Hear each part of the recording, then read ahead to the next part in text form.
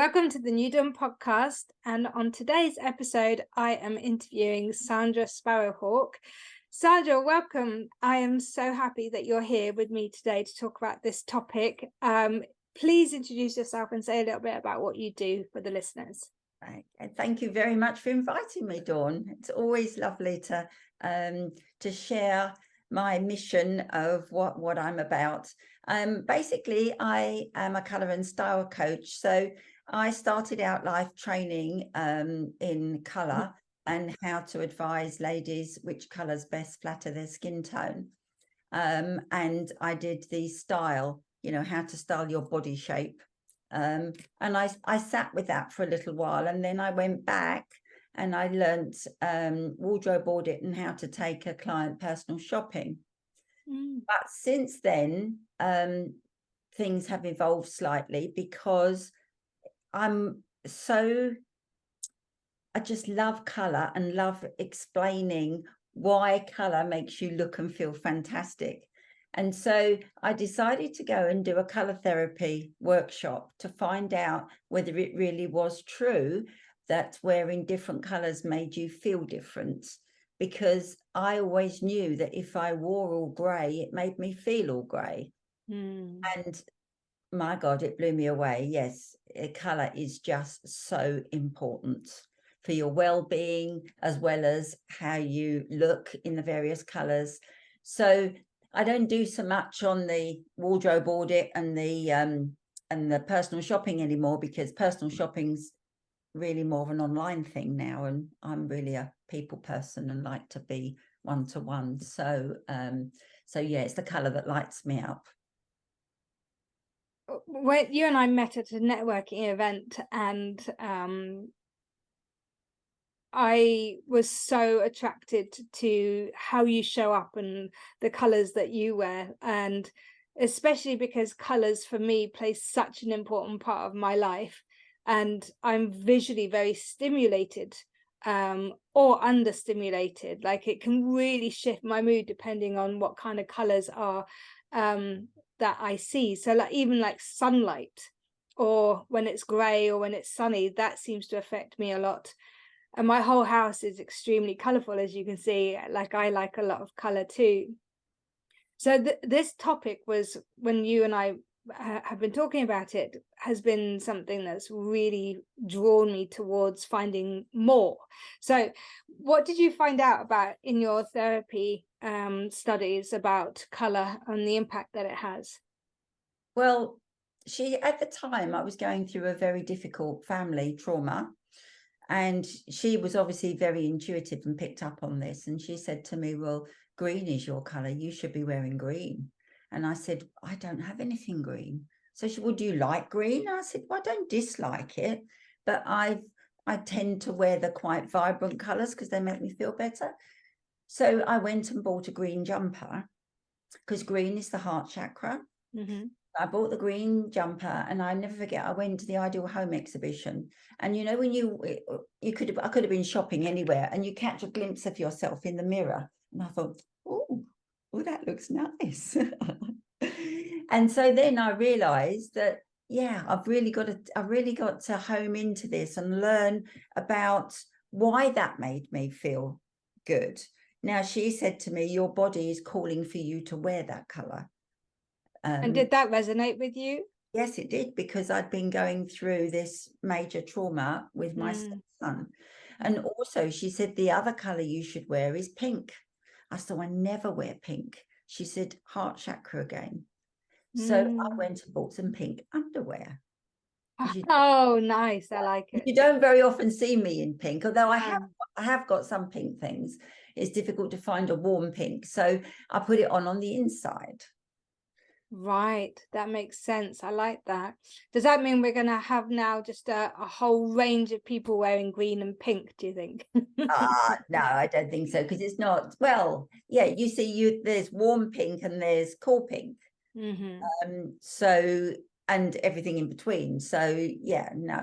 And if you look at the chakra colors, I had quite a few issues in the sacrum area. And I was told to wear orange, which is great for me, because, as you know, I love orange. Yeah. But orange knickers to wear in that area, because Oh, that is, that was going to help heal that area. and are there different types of, I know this is maybe slightly off topic, but I'm thinking, is there different type of fabrics that are better than others when you're color therapying, so to speak? Yes, that comes under the style side. Okay. So when we do a style consultation, we have a questionnaire, and you come out as a style personality. So I come in between classic and sporty. So I like things to have a little bit of fluidity and move, and are easy to get on and get off. But I'm still quite classic. But then you might have another person that's dramatic, and they like to wear see-through fabrics, flowing fabrics. They might be a bit daring and like to expose a bit of flesh. Yeah. Other people might like the thicker fabrics, because they're more cozy. So that comes out in your style personality. So yes, that does have a huge effect. Wow. There's so much I bet so much of this we pick unconsciously, and we learn, we're drawn to certain colors and fabrics over time. Is that true? Is that what you noticed, that, Yeah. or have you noticed that when people come and see you, they're really wearing the wrong colors? No, invariably, you're naturally drawn to what suits you. Oh, okay. Yeah, but what happens when you become a teenager and you start to read the magazines and they say, right, everybody, the color this season is mustard. Now, I don't think mustard would probably look very good on you. No. So I think autumn people are the only ones that can really rock mustard. But, because it's fashionable and that's what's in the shops, people tend to buy it and wear it, not realizing that it's not right for them. But we start out really knowing what suits us. So I'm a little bit obsessed by bright colors, especially, shocker, the color pink.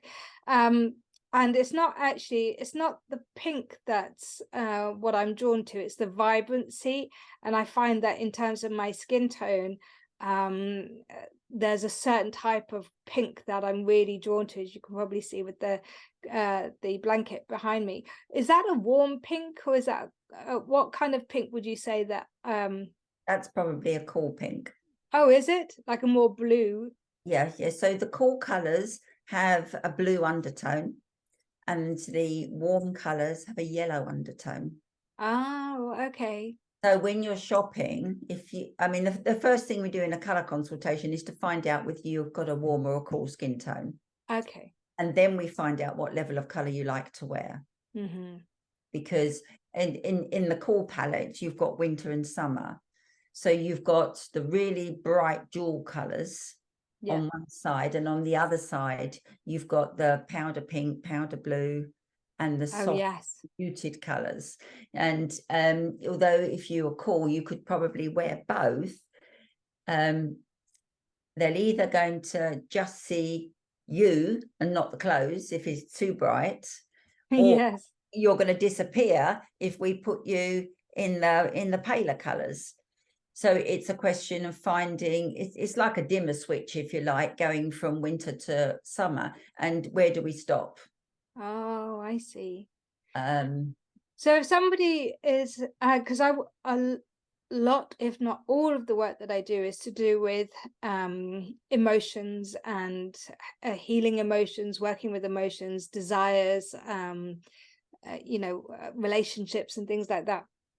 So a lot of what I'm working with is higher states of emotion and thought, like worrying thoughts and overwhelm and things like that. How can color support somebody who's going through some really intense experiences emotionally, do you think? Well, I always think if you're feeling low, the pink, the lovely soft pink or green, wrap yourself in a nice snuggly throw in that lovely pink or green, that's like giving yourself a hug, isn't it? There's something to be said about that tactile nature of the colors plus the texture of the Yes. fabric, isn't Yeah. there? Yeah. I mean, because the temperatures have dropped, we've turned our wardrobes, put all the shorts away and getting out some of the warmer things. And I've got one of those big hoodies, you know, Oh those, yeah. it's enormous. And I just put it on over my gym jams. And I said to Bob, do you know what? I forgot how cozy this is. You know, your feet right up underneath it while you're watching the telly. There's something really nice about that, isn't there? You know? It's very cocoon-like, isn't it? Yes. Yeah. I really like that, especially when I've been going through some PTSD and things like that. I found hot water bottle and something really snuggly and warm, but also I wouldn't want to sit under a grey blanket either. So No. I'd want to sit on. So I've got, this is one of my favorite colors to sit under. I've got a bright blue one, which I find really lovely to sit under too. Yeah, but you have to be careful with having very strong colors when you want to relax. Oh, okay. Right. So I'll give you an example. When I trained, she said to me, what's your favorite colors? And I said, red and orange. So she said, oh, what color are your PJs then when you're curled up in front of the TV? So I said, they're red. And I've got a red dressing gown and I've got red slippers. So she said, oh my God. She said, how do you relax? Oh. Oh, I can't relax. She said, no, you won't be able to, because the energy in those vibrant colors is so fast. So the energies are saying go, go, go, go, go, go, but your body's saying, I want to relax. So I now have a cream dressing gown, and the pajamas and things that I buy are always quite light colors, because when I want to relax, that's what I change into. So when we sit down this evening, I should take this bright color off and put something more neutral on, so that my body can then relax, because at the moment it's saying go, go, go, go. It's giving me energy, if you like.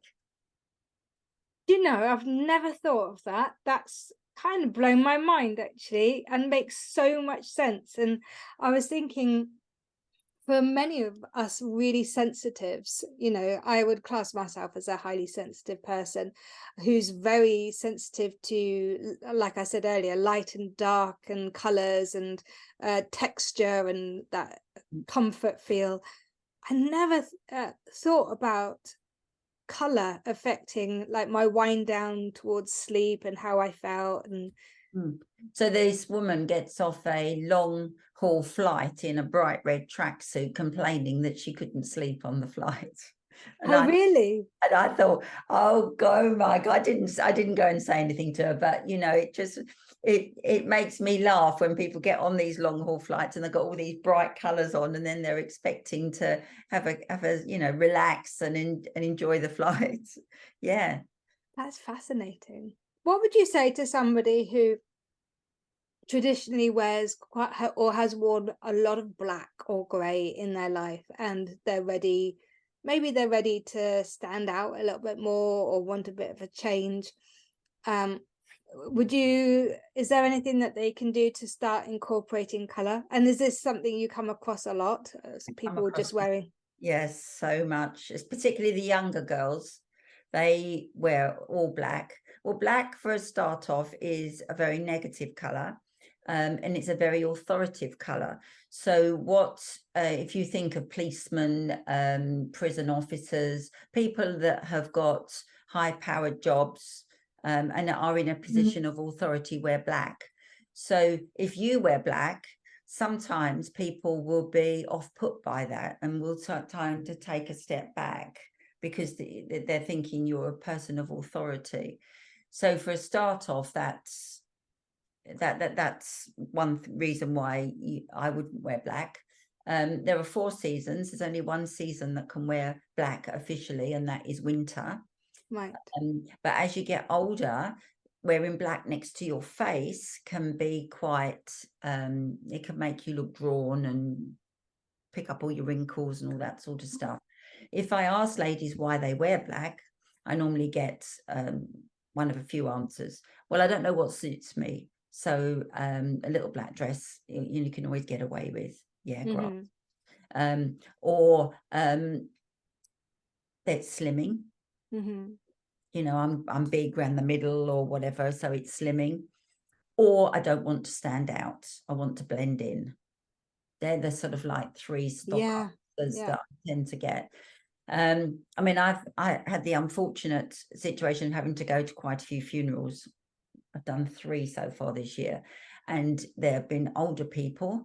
One of them was my mother, and I know that she wouldn't have worried if I didn't wear black, because she knew my relationship color. But the other 2, there were older people in the family, and I thought, I've just got to toe the line and I've got to wear black. So I had red knickers on and red socks in my boots, because I felt I needed that color, because what the black does, it just absorbs all your energy. But having said that, if you wear black trousers, so everybody's got a pair of black trousers in their wardrobe, as long as you put the color, some color with it, you can get away with it. So it's really funny you should say that. Just before we jumped on this call, I am going to a black tie event in November. And it's the second year I've been to this. The first year I had this really nice dark blue and pink spotty, really, really lovely dress. But this year I've just got this black 1950s rockabilly type dress, velvet, but it's black. And as I'm sitting here talking to you, I'm like, oh no, should I have got a different color? What Well, do you think? Do you think I should have got a different color? no, I'll tell you a story. A friend of mine gave me a long black evening dress that's just got a little jewel bit on the front, because my husband and I cruise. So she said, look, I'm never going to wear it again, Sandra. You have it, take it on your cruise. So what I said to Bob was, look, I'll put it on, take a picture of me wearing it, and then I'll just tell her I wore it. And I'll put this one on instead. All right. So he said, all right then. So I took a bright red necklace, big thick necklace, which sat in the neck. I had red nails, red shoes and bag. And I put it on, and he said, oh, that looks really nice. So he took the picture. Then I put this other dress on. He went, no, wear the black one. That looks really, really good. So I wrote a blog about it. If you go on my website, you'll see a couple of weeks ago about it, just saying, yes, okay, it may not be the best color for me, but I was on holiday. I got a bit of a tan, and I put the other color with it, and the necklace jumped up on, put some color on my face, had a bright red lipstick, and I got away with it. So, you know, and you've got to be a rule breaker now and again, haven't you? If you feel nice in it, that's the bottom line. If you feel good in it, Oh, I then feel absolutely lovely in it. But yes, I was thinking about accessories and things like that. Some good tips there, Sandra. Thank put some you. makeup, you know, some makeup, a nice Yeah. lipstick, And and maybe a bit of a tan. yeah, a bit of a tan, and paint your nails. Yeah, see, and you'll get away with it. Well, I think you can probably wear black anyway. Oh, thanks. Probably because of the pink hair.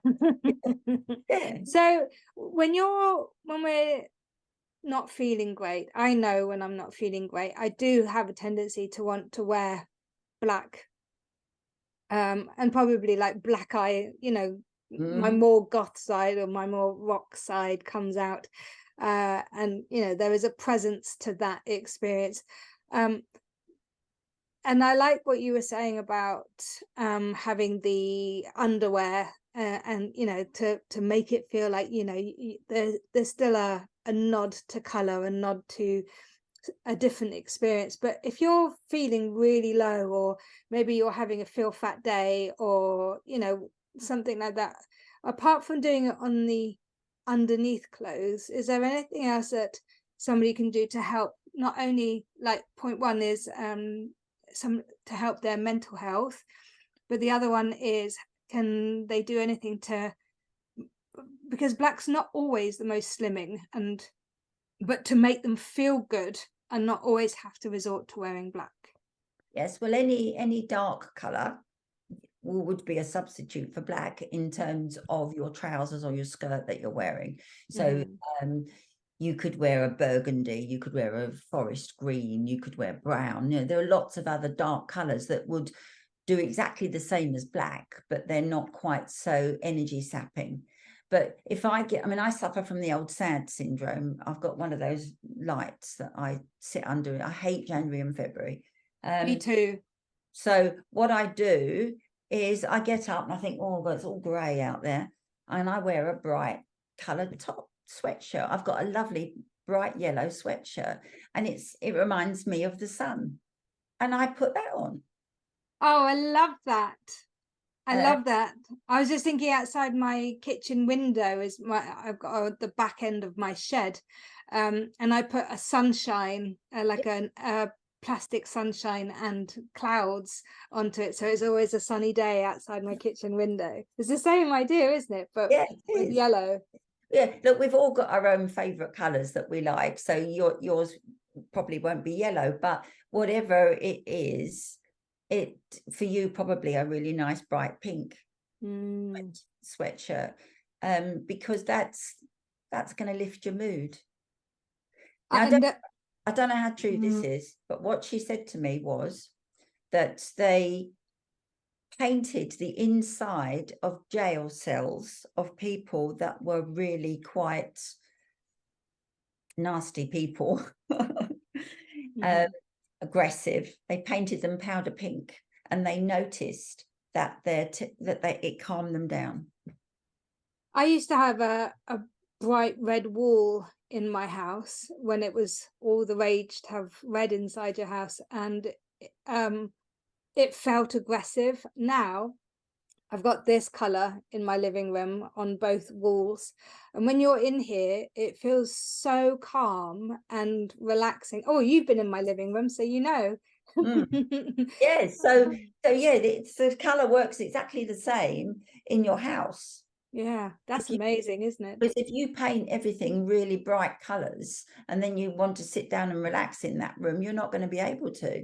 It's like people that have a feature wall in their bedroom. I was going to have a red feature wall, and then I suddenly thought, yeah, that's not too good, is it really? Not when you're going to bed, you want to relax. So what do you make of this new trend where people's houses are grey, white, and varying colors of black and grey? well, my house is a bit like that.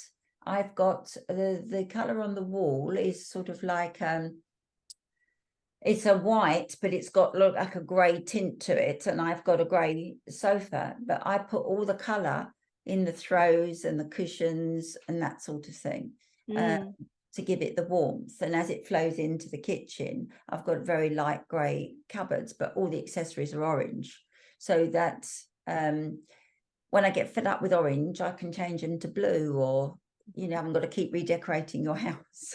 Yeah. Do you think that I love having that accent? I think that makes and grey is such a versatile color. Do you think though that there's any long-term effect or any short-term effect on having predominantly grey, without any forms of other color in your home? It's very sterile, isn't it? It's you've got to put warmth in. I think you've got to add some warmth and some texture. So my cushions are all different textures, and the throws are all different, So yeah, I decided, I mean, what was it before? It was like everybody had like magnolia, didn't they, originally? Yeah, and then magnolia, then grey. Yeah, then it switched to grey. But I wanted a neutral sofa. I didn't want a colour particularly, because then you're stuck with that colour. So I can change the curtains and the cushions and get a whole new look to the room quite easily. And are the colours that you have and that you're drawn to, are they the same as your husband? Oh, he doesn't care. Why?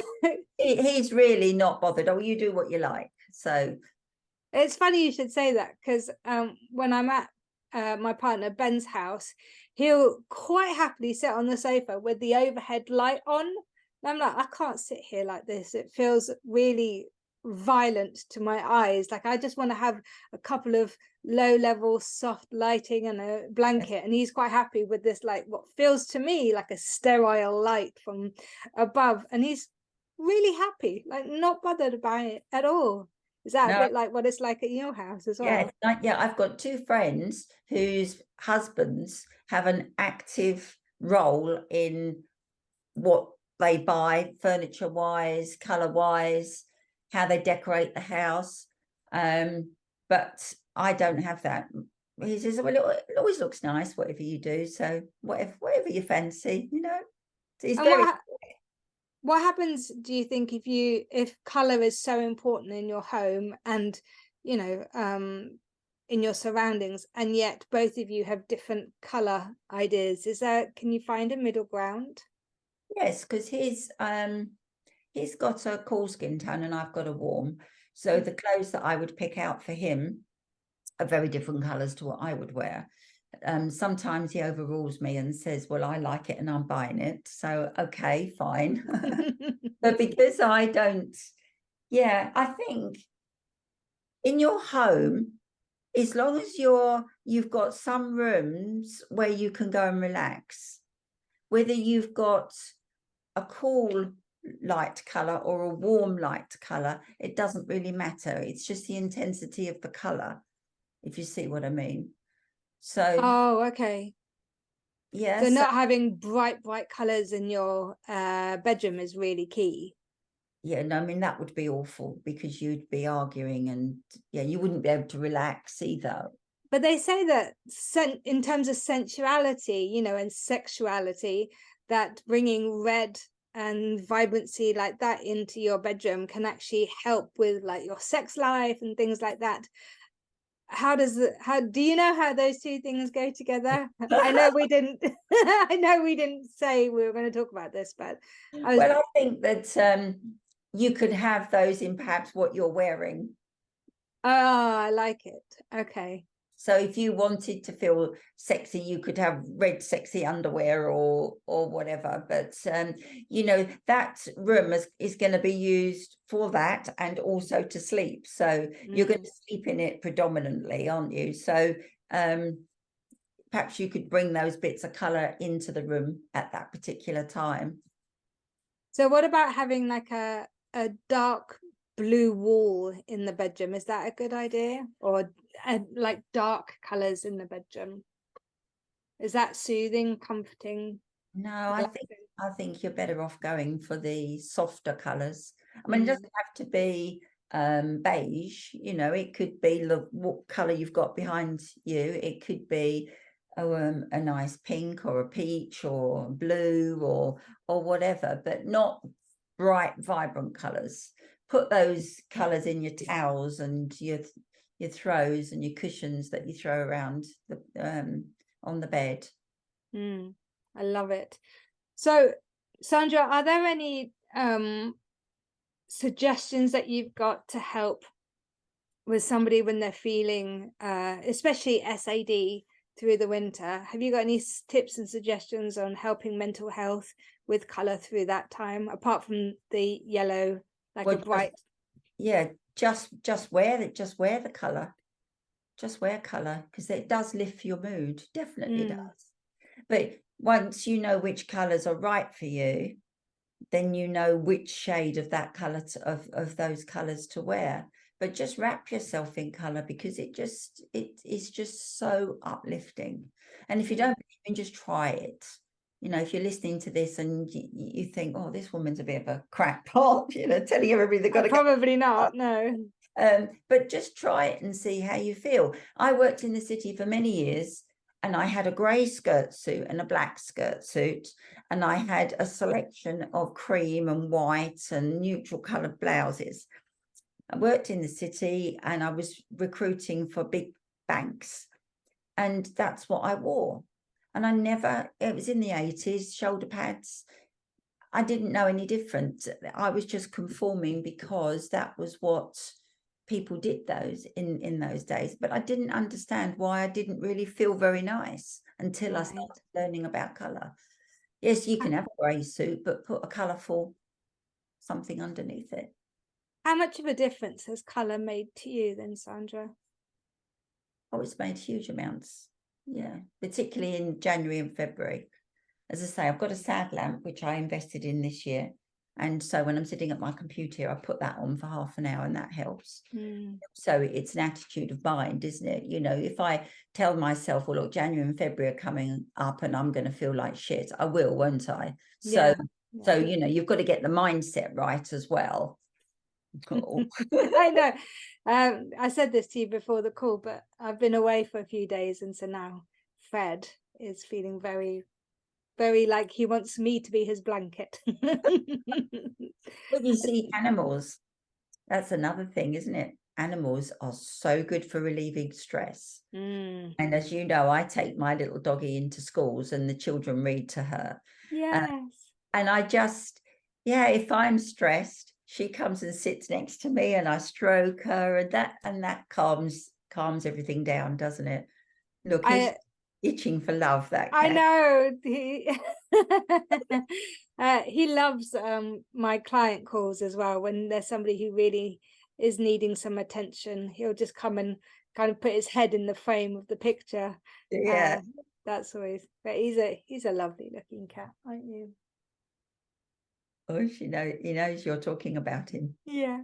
Sandra, thank you so much for your time today. I am such a fan of color. I think the work that you do can really have an impact for people, especially when they're struggling with their mental health. Just adding some more color and that into their surroundings and for themselves can be um, so uplifting. And I just think more color in the world would make everything a better place anyway. Yes. So, how can people get in contact with you? What's the best way to reach you? Well, I've got a website, www.colorworks, that's orx.me. I'm on social media on Instagram and Facebook, Sandra Sparrowhawk or Colorworks, whichever handle you want to use.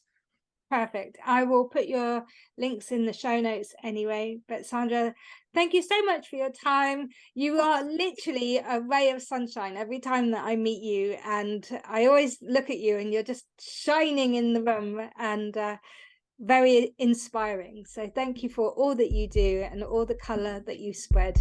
And thank you for your time today. Thank you very much for having me. Thank you, All right. Dawn. Take care. Bye. Bye.